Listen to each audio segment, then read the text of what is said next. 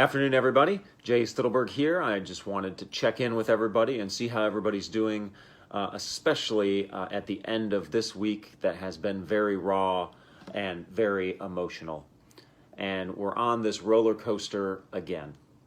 You know, I live in a country where I can go run and not worry about being judged because of my skin color. I can go walk through my neighborhood and again not be judged because of the color of my skin. I can sleep in my bed at night and not worry about my door being broken in the middle of the night and again being judged because of my skin color. And I can get pulled over by a police officer and not worry about being assumed guilty because of the color of my skin. Now, I know with the events that have happened this week that many of you are going to go participate in protests. And I am 100% with you in your constitutional right to go peacefully protest the atrocious acts that have occurred this week to George Floyd. So I am with you 100%. And I've also seen what's been going on with the violence and the looting and the rioting. And I can tell you, I am the first person that will never support or condone acts of violence, looting, and rioting because it's never going to solve the problem. But having said that, I can sit back and reflect, and I really understand why some of it is happening.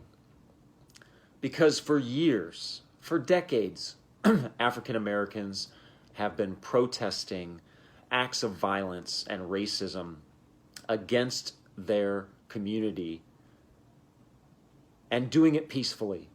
And what has been the result of that? And they've been doing it peacefully at Black Lives Matter marches. They've been doing it peacefully by athletes speaking out when acts happen. They've been doing it peacefully by football players kneeling during the national anthem.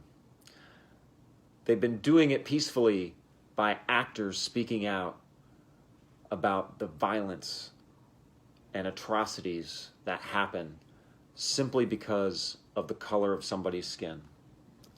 But every time they go peacefully protest, what happens? That narrative gets twisted and it gets turned into you're disrespecting the flag. You're disrespecting our troops, our members of our armed forces. And if somebody says something like Black Lives Matter, the response is all lives matter. Well, the truth is all lives do matter.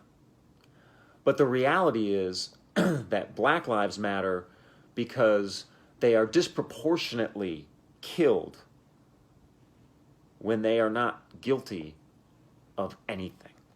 And who are they killed by? They are killed by the people that have jobs that are sworn to protect and serve. So when you have people that peacefully protest time and time again, and the narrative gets twisted, and they are never heard, what do we truly think is going to happen at some point in time? And I understand why they peacefully protest. I understand why they take a knee. I understand why they speak out. This is why they do it. Christian Cooper, Botham Jean, Tatiana Jefferson, Jonathan Farrell, Renisha McBride, Stephen Clark, Jordan Edwards, Jordan Davis, Alton Sterling, Aiyana Jones, Mike Brown, Tamir Rice, Trayvon Martin, Sean Bell, Oscar Grant, Sandra Bland, Philandro Castile, Corey Jones, John Crawford, Terrence Crutcher, Keith Scott, Clifford Glover, Claude Reese, Randy Evans, Walter Scott, Eric Gardner, Freddie Gray, Breonna Taylor, Ahmaud Arbery, and George Floyd. And that's just to name a few. And that is why they continue to peacefully protest. And they're never heard. The message is never heard. When are we going to realize the message needs to be heard? Not, oh, he's taking a knee and he's disrespecting the flag or he's disrespecting our armed forces. No, he's taking a knee because he's protesting racial injustice and criminal injustice amongst us. So America, let me tell you, we need to wake up, open our eyes. And those of you that look like me need to demand accountability. If we want things to change, we need the good cops to call out the bad cops. We need to call out our own friends when they make racist comments and inappropriate comments. We need to understand that white privilege exists, whether you like to think it does or not.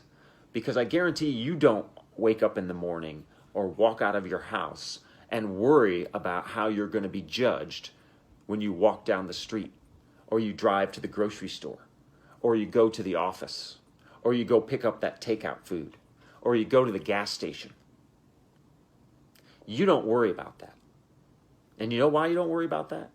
Because it's called white privilege. And all of us that look like me have it. That doesn't mean that it makes our life easy and we don't have difficulties in our life. It doesn't mean we have the greatest job in the world. What it means is we don't have a skin color that makes it that much harder. Now, I know I will never understand what it's like to walk in the shoes of a black man. But I do see you. I feel you. I care about you, and I stand with you.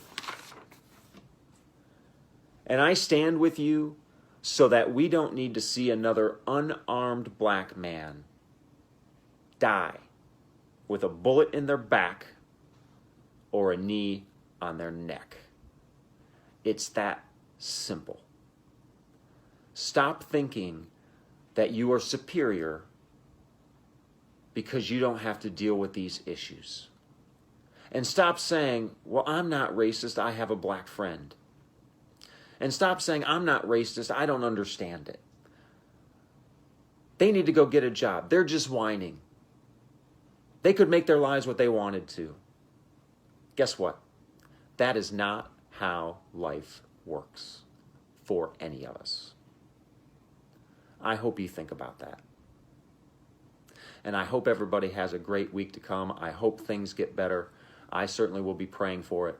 And as always, I'll talk to you again soon. Take care of yourselves and take care of each other.